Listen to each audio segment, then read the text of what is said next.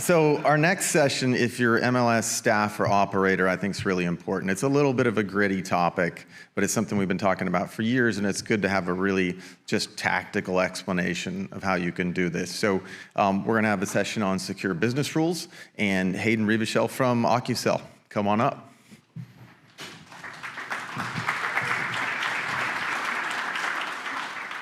How's everybody doing? Hayden Rieveschl, founder of Ocusell. Our head business analyst was supposed to be here today doing this presentation, but she got sick last night, so I am in her stead. What are business rules? They're right there on the screen.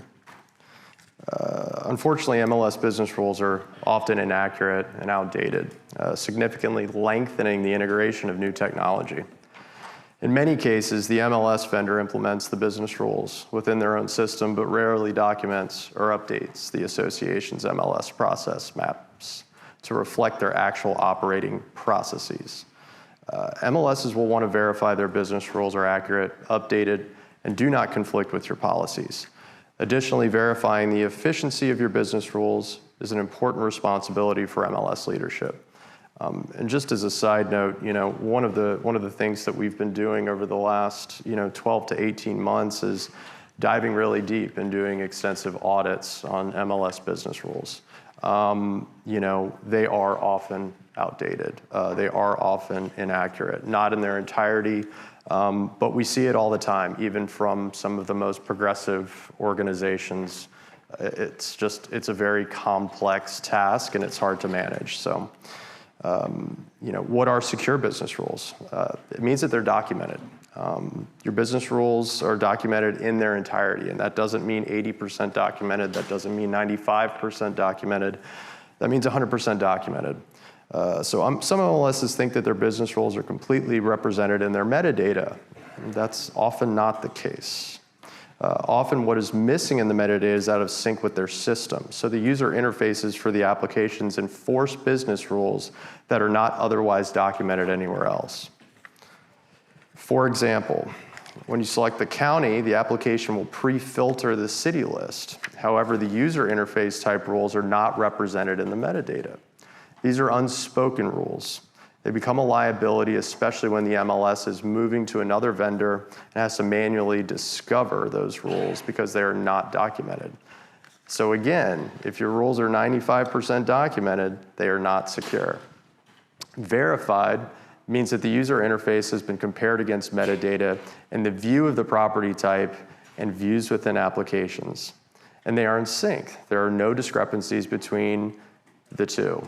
If user interfaces and metadata views are in agreement with no discrepancies, then that means your system is verified to be logically consistent. You may still need to update written documentation to match the systems so that humans can read it and verify that their business rules have been interpreted correctly. Expressed logically means that they're human readable, and they're not necessarily expressed as logic because human language contains ambiguity that often requires clarification and detail in order to be evaluated as logical statements. So, expressed logically is in code. So some examples of expressions are, REBR, RCP 019, it's computer code and software. And I'll get to REBR and RCP 019 here in a minute. Portable means that rules are expressed in logical statements that can be executed on different systems. For instance, RCP 019 and REBR are portable software code. Usually it is not portable.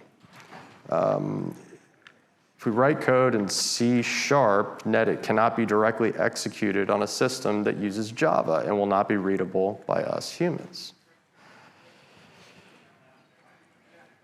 So let's see here. If your rules are not expressed in an open standard, then they are not portable. If your vendor considers your business rules to be proprietary trade secrets, then they are not portable. Your business rules are not someone else's intellectual property. That is not business rules, that is vendor lock-in. Let's see here. Securing your rules.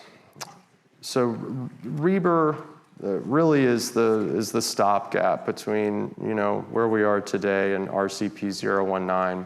It's not machine executable. It is human readable and structured English. RCP 019 validation expression is machine executable. REBER and RCP 019 are examples of open standard expressions of business rules. REBER notation has been around since 2016, but did not achieve broad adoption. So it's also written in structured English, but again, is not machine executable. Josh Darnell wanted us to be sure that we emphasize that point. So RCP 019 is machine executable, and may be the standard which covers more concerns than REBER, which could lead to a universal adoption across the industry.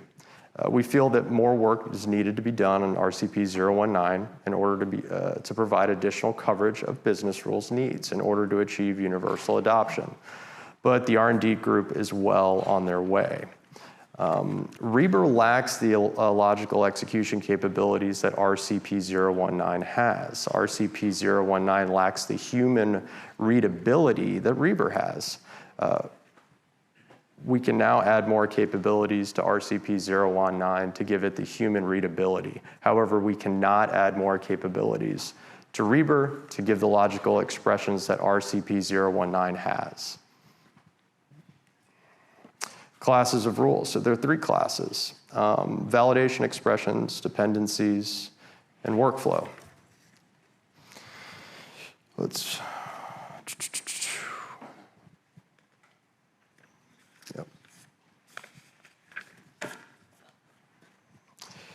Yep. Every application requires some form of validation. In this example, the requirements are the field cannot be empty, and the field must contain an integer. Dependencies. The second class of rules are dependencies, the scenarios or parent-child relationships. They're really if-then scenarios. So if pool features are selected, then private pool, yes or no, becomes required. Parent-child relationships, for example, choosing your county or city will limit your school choice. Workflow. When you want to move the listing through MLS lifecycle of statuses, certain information is required for each transition. For example, the status change from active to active under contract requires purchase contract date, proposed close date, co-buyer agent, and buyer agent information to be filled in. It's not possible to randomly move from one status to any other random status. You'll have to follow the MLS lifecycle progression. Publishing workflow rules. This is an example of an MLS lifecycle progression for a listing. It's a great way to map business rules and for MLS stakeholders to begin the process of securing their business rules. This shows us some of the decisions that need to be made for status changes, but doesn't show all the decisions that need to be made.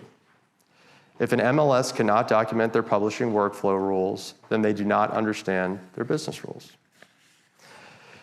We've developed this for an MLS, or for MLSs, and we discovered that there are many holes in the publishing system that they didn't know was there. They did not know were there. This is one of the artifacts right here on the screen from a previous audit that we conducted. When we went back to them and discussed the results, they made changes to their workflow rules, which remediated a myriad of issues. These are all example use cases, of initiatives that MLSs are embarking on, every year, every month potentially. And if you're embarking on any of these initiatives, then you must have complete documentation of your business rules. Otherwise, you'll experience costs and timeline overruns.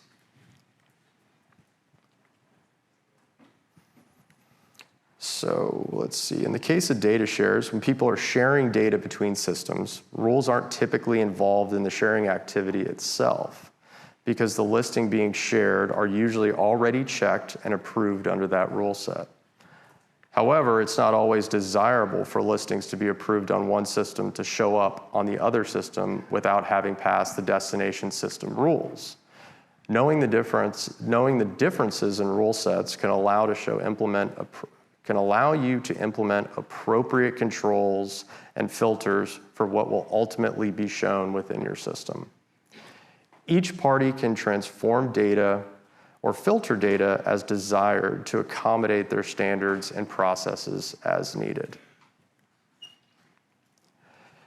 In the case of consolidation, aligning business rules, must be a priority if the objective is to successfully operate under one umbrella. If you know your rules, you can defend your turf and stand your ground and tell them no. This is a whole lot easier when you know your rules and you know how to effectively fight for your MLS. So I think what Karen was trying to say here is that, whether you are, a larger MLS consolidating with a smaller MLS, or maybe you're an MLS that they don't want to be required. Knowing your rules is a requirement. It really ensures your flexibility into the future. Let's see.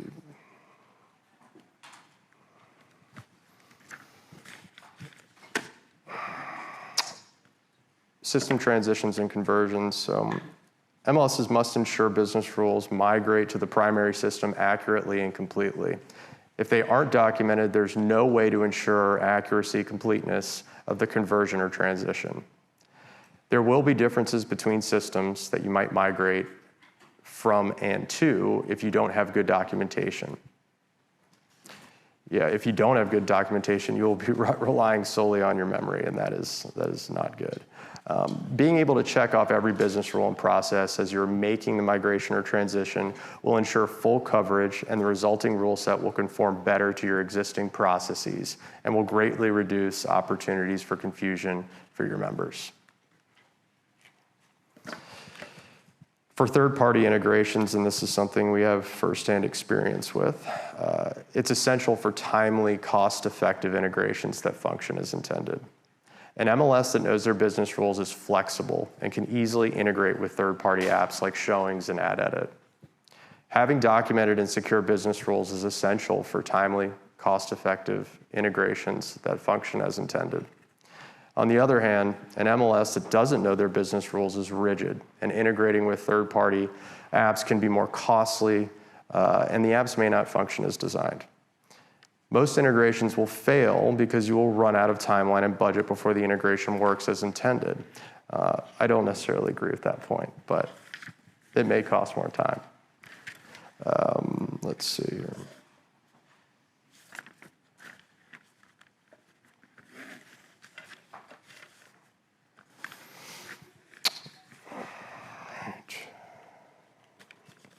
Yeah, so in closing, right, you need to secure your rules. They need to be documented, they need to be verified, they need to be expressed logically, and they need to be portable. Again, REBR is kind of the stopgap between where we are now and RCP 019. We've outlined the various classes of rules, so between field validations, dependencies, and workflow. This is something that MLS leadership needs to have documented. And all the use cases and the reason why you need this documentation is because you're going to embark on multiple initiatives over the coming years that probably include data shares, consolidations, transitions, and conversions, and third-party integrations. Thank you.